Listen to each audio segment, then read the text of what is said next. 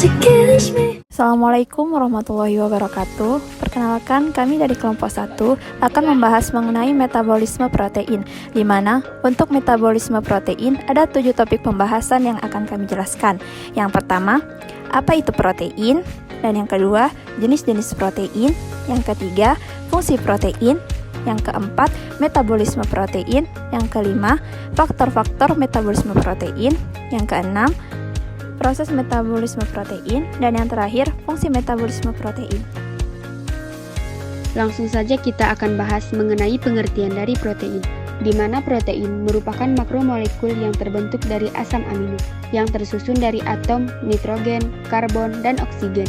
Beberapa jenis asam amino yang mengandung sulfur, seperti metionin, cysteine, dan cysteine, yang dihubungkan oleh ikatan peptida.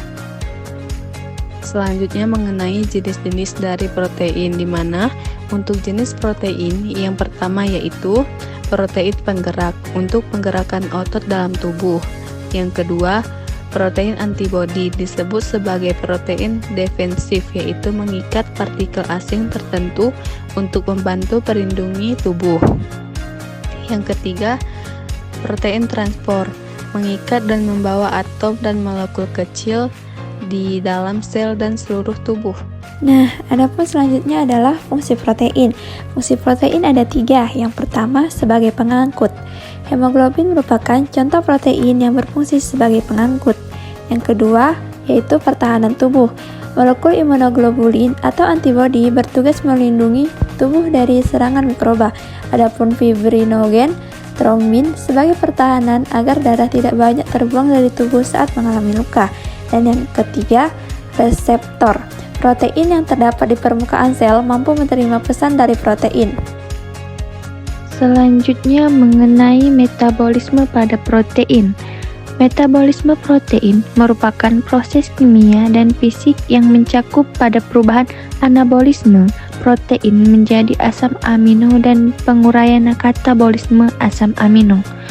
Adapun faktor-faktor metabolisme protein adalah yang pertama, sumber protein, yang kedua, ukuran protein, yang ketiga, suhu dan pH, yang keempat, kelenjar pencernaan, yang kelima, jumlah makanan yang dikonsumsi, dan yang keenam, ukuran dan umur organisme hidup. Nah, bagaimana sih proses dari metabolisme protein?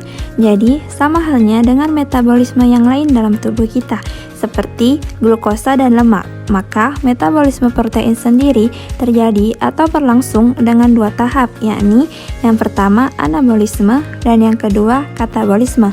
Nah, untuk tahap anabolisme merupakan pembentukan protein yang berasal dari asam amino, sedangkan untuk tahap katabolisme adalah pemecahan protein untuk menjadi asam amino.